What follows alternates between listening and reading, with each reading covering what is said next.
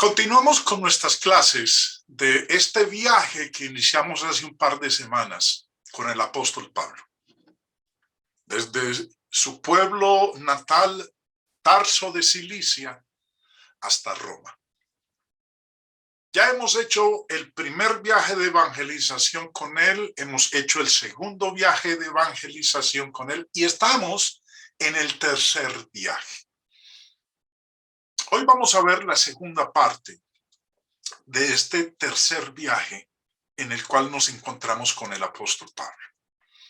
Así que quiero que tengan su mente abierta, su corazón dispuesto, para que entonces sigamos con este trayecto de evangelización del apóstol Pablo. Pablo va a pasar ahora a Europa. Se encuentra en este momento en Asia Menor, lo que hoy día es Turquía. Pablo ha estado predicando en las partes altas de Asia Menor, en Galacia y en Frigia, y ahorita ha llegado a la ciudad de Éfeso, frente al mar Egeo. Su propósito es pasar a Europa. Primera vez que Europa va a escuchar el evangelio de nuestro Señor Jesucristo en labios del apóstol Pablo. Ya Apolos se encuentra en Corinto. Apolos había llegado a Éfeso, pero en ese momento él solamente conocía el bautismo de Juan. Es allá donde Priscila y Aquila, cuando le escuchan en la sinagoga, lo llaman aparte en privado y le exponen más exactamente el camino del Señor. Dice la escritura que Apolos era un varón elocuente, poderoso en las escrituras, y a partir de ese momento disputaba con los judaizantes y al mismo tiempo refutaba y demostraba vehementemente con las escrituras que Cristo era el Mesías. Es enviado por recomendación de los hermanos en Éfeso a la ciudad de Corinto para que los hermanos en la iglesia allá en Grecia, particularmente Acaya, que es el otro nombre con el que en ese momento se conocía a Grecia, los hermanos reciban, y dice que al llegar allá fue de una ayuda impresionante para con los hermanos en esta parte de Europa. Mientras tanto, Pablo llega a Éfeso y allá se encuentra con 12 discípulos que habían sido bautizados por Apolos. Y ellos, obviamente, no conocían del bautismo en agua en el nombre de nuestro Señor Jesucristo. Pablo entonces les enseña, les dice que el bautismo de Juan tenía un propósito, pero que el bautismo que ahora está en vigencia es el bautismo en agua en el nombre del Padre, del Hijo y del Espíritu Santo. Estas 12 personas son bautizadas entonces en el nombre del Padre, del Hijo y del Espíritu Santo. Pablo va a permanecer una buena temporada en Éfeso y va a enfrentar una cantidad de situaciones que él mismo se encarga de describirlas en Primera y Segunda de Corintios. Por ejemplo, en el verso 32 de Primera de Corintios 15, él dice: si como hombre batallé en Éfeso contra fieras. Aquí declara que luchó contra fieras. No que lo hayan llevado a un circo romano para que en el campo allá se enfrentara como le ocurrió a muchos cristianos durante este periodo del Imperio Romano. No es que literalmente Pablo hubiese confrontado leones o tigres o leopardos, sino que se está refiriendo a enemigos del evangelio. Como lo leemos también en Primera de Corintios 16, donde dice: pero estaré en Éfeso hasta Pentecostés. Pablo escribe la primera carta a los Corintios desde Éfeso y le hace saber a los hermanos de la iglesia en Corinto que él va a permanecer en Éfeso hasta Pentecostés. Porque se me ha abierto puerta grande y eficaz y muchos son los adversarios. Esos adversarios son las fieras de las cuales él ha dicho en el pasaje anterior de Primera de Corintios 15. Y Pablo habla de serios conflictos con hombres perversos y crueles. En la segunda carta escribe de ese tiempo cuando estuvo en Éfeso. Capítulo 1 dice el verso 8, porque hermanos, no queremos que ignoréis acerca de nuestra tribulación que nos sobrevino en Asia. Pues fuimos abrumados sobremanera más allá de nuestras fuerzas, de tal modo que aún perdimos la esperanza de conservar la vida. Pero tuvimos en nosotros mismos sentencia de muerte, para que no confiásemos en nosotros mismos, sino en Dios que resucita de los muertos, el cual nos libró y nos libra, y en quien esperamos que aún nos librará de tan gran muerte. Entonces, ese periodo durante el cual estuvo el apóstol Pablo en Éfeso no fue un periodo fácil para él. Fue un periodo de lucha, de conflicto, y como dice en 2 de Corintios 11:23, son ministros de Cristo. Como si yo estuviera loco hablo, yo más, en trabajos más abundantes, en azotes sin número, en cárceles más, en peligros de muerte, muchas veces. Todo eso es descripción de ese tiempo en el cual Pablo estuvo en la ciudad de Éfeso. Y en Romanos 16 dice, saludad a Priscila y Aquila, mis colaboradores en Cristo Jesús.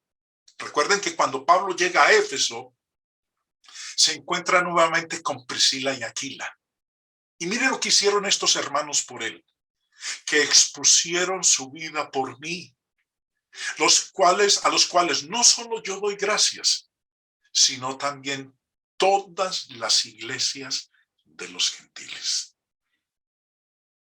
Esto fue escrito alrededor de las 3/4 partes de un año después que Pablo había partido de Éfeso. Primera de Corintios, vuelvo y repito, fue escrita desde Éfeso. Ahora, Hechos, volviendo al libro de Hechos, capítulo 19, que nos habla de esa estancia de Pablo en Éfeso, se nos narra, Lucas nos narra el evento de confrontación que hubo con Demetrio, el platero. Dice la lectura, y enviando a Macedonia a dos de los que le ayudaban, Timoteo y Erasto, él se quedó por algún tiempo en Asia. Pablo manda entonces a Timoteo y Erasto a Europa, específicamente Macedonia, lo que hoy es Grecia. Pero Pablo se quedó en Asia, específicamente en Éfeso y sus alrededores.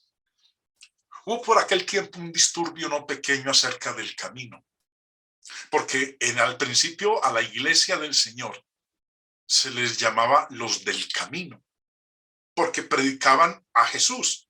Y Jesús decía, yo soy el camino y la verdad y la vida, y nadie viene al Padre sino por mí. Por eso a los cristianos se les llamaba los del camino. Porque un platero llamado Demetrio, que hacía de plata templecillos de Diana, daba no poca ganancia a los artífices, a los cuales, reunidos con los obreros del mismo oficio, dijo, varones, sabéis que de este oficio obtenemos nuestra riqueza. Pero veis y oís que este Pablo, no solamente en Éfeso, sino en casi toda Asia, ha apartado a muchas gentes con persuasión, diciendo que no son dioses los que se hacen con las manos.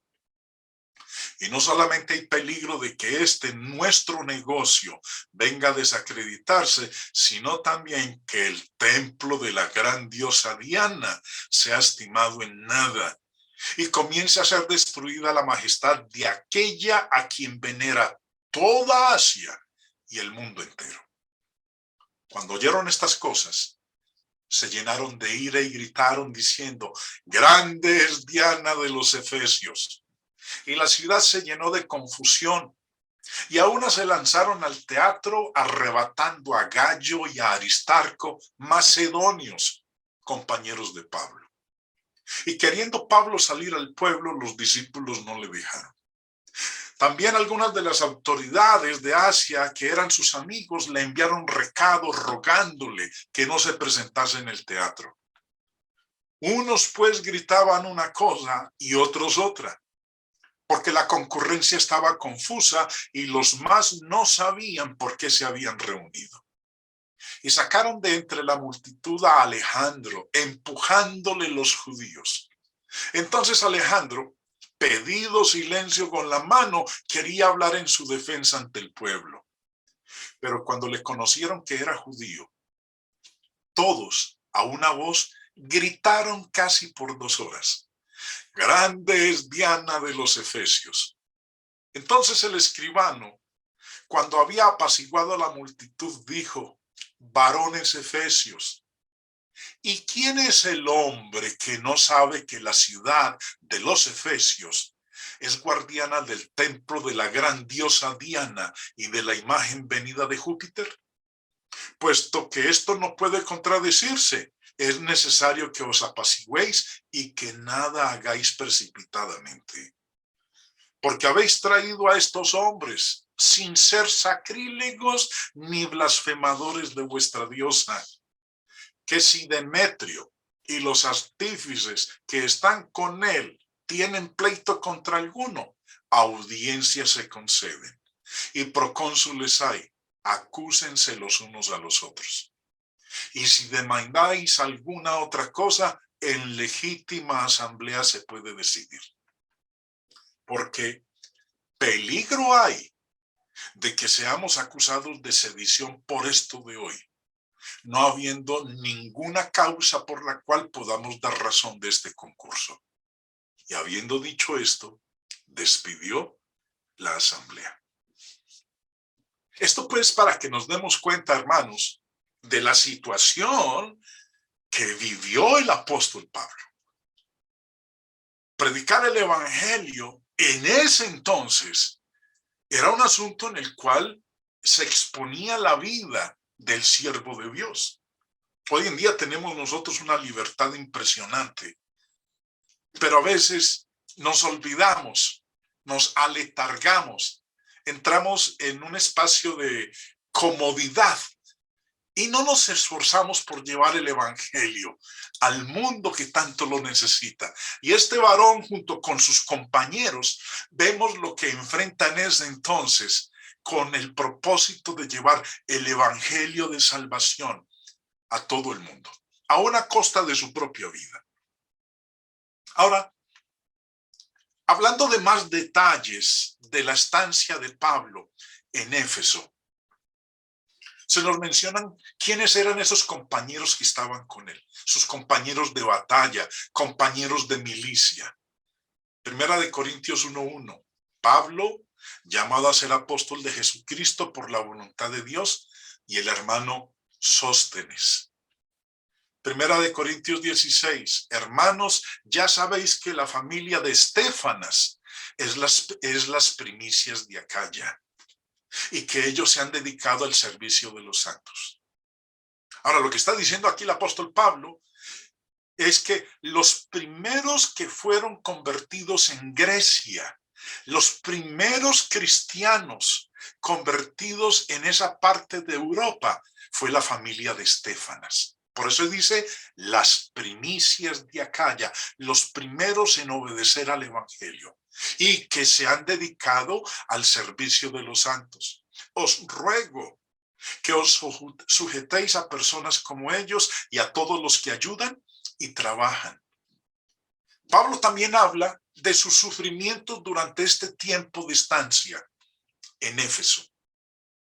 Hechos 20. Enviando pues desde Mileto a Éfeso, hizo llamar a los ancianos de la iglesia. Cuando vinieron a él, les dijo: vosotros sabéis cómo me he comportado entre vosotros todo el tiempo, desde el primer día que entré en Asia, sirviendo al Señor con toda humildad y con muchas lágrimas y pruebas que me han venido por las acechanzas de los judíos. ¿Cuántas veces los judíos trataron de matar al apóstol Pablo? Donde quiera que él iba, pueblo donde él llegaba a predicar el evangelio, cuando los judíos se enteraban de que él había llegado allá llegaban procurando atacarle y ver de qué manera borraban su existencia de sobre la faz de la tierra. Por eso dice, pruebas que me han venido por las acechanzas de los judíos, y todo ello por predicar el evangelio puro. También dice en el capítulo 15 de Primera de Corintios: ¿y por qué nosotros peligramos a toda hora? Os aseguro, hermanos, por la gloria que de vosotros tengo en nuestro Señor Jesucristo, que cada día muero. Si como hombre batallé en Éfeso contra fieras, ¿qué me aprovecha? Si los muertos no resucitan, comamos y bebamos, porque mañana moriremos. Pablo dice, si no hay resurrección de muertos, entonces todo lo que yo he hecho por Cristo, predicando el evangelio, enfrentándome a fieras, eso no me sirve de nada.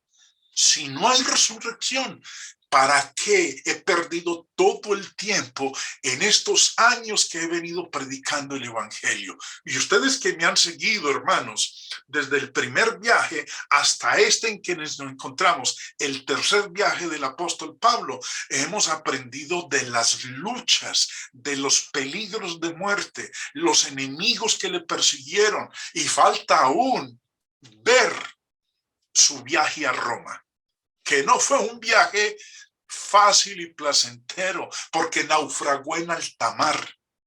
Pero de eso vamos a hablar en nuestras próximas lecciones. Ahora sí, vuelvo y repito lo que Pablo dice en el verso 32.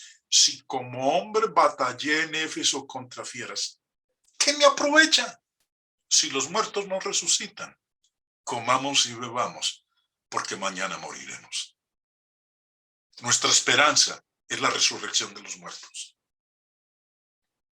Sueño con resucitar de entre los muertos. Sueño con ese día cuando Jesús retorne por segunda vez y todos los que están en los sepulcros van a oír la voz del Señor. Los muertos en Cristo resucitarán primero. ¿Cómo será ese día cuando todos, desde Adán hasta el último ser humano que haya fallecido, el día en que Jesús retorna, vamos a estar ante su presencia? Pero si no hay resurrección, hermanos, todos nosotros estamos perdiendo el tiempo. ¿De qué aprovecha entonces estos años de fidelidad, de predicación, de luchas, de lágrimas, de desvelos? Si los muertos no resucitan, entonces comamos y bebamos, porque nos vamos a morir mañana. Mañana nos vamos a morir, o esta noche, o la semana entrante, porque está establecido que el hombre se muera. El escritor a los Hebreos dijo en el capítulo 9, verso 27, está establecido para los hombres que mueran una sola vez. También leemos nosotros en 2 de Corintios, capítulo 1, verso 8 en adelante. Porque, hermanos, no queremos que ignoréis acerca de nuestra tribulación que nos sobrevino en Asia. Pues fuimos abrumados sobremanera más allá de nuestras fuerzas, de tal modo que aún perdimos la esperanza de conservar la vida. Pero tuvimos en nosotros mismos sentencia de muerte, para que no confiásemos en nosotros mismos, sino en Dios que resucita de los muertos, el cual nos libró y nos libra, y en quien esperamos que aún nos librará de tan gran muerte. Estos, hermanos, son detalles que el apóstol Pablo escribió en Primera y Segunda de Corintios, de los sufrimientos que tuvo que experimentar mientras estuvo en Éfeso. Y otro detalle adicional de Pablo mientras estuvo en Asia, su trabajo físico. En Hechos 20 dice, verso 33, ni plata, ni oro, ni vestido de nadie he codiciado. Antes vosotros sabéis que para lo que me ha sido necesario a mí y a los que están conmigo, estas manos me han servido. En todo os he enseñado que trabajando así, con nuestras propias manos, se debe ayudar a los necesitados y recordar las palabras del Señor Jesús que dijo, más bienaventurado es dar que recibir. Y también Pablo cuenta que mientras él estuvo en Corinto, como eran muchos los enemigos que él tenía, no estuvo dispuesto a recibir de la iglesia sostenimiento. Dice en el verso 11, hasta ahora padecemos hambre, tenemos sed, estamos desnudos, somos abofeteados y no tenemos morada fija. Nos fatigamos trabajando con nuestras propias manos. Nos maldicen y bendecimos. Padecemos persecución y la soportamos. Una pregunta para que cada uno de nosotros meditemos en ella. Ya vemos lo que tuvo que enfrentar Pablo y sus compañeros por predicar el evangelio en el primer siglo. Si hoy, en el siglo XXI, ser cristiano fuera un delito, ser cristiano fuera un crimen, ¿habría suficiente evidencia para que me condenaran? Cada uno de ustedes respóndase la pregunta.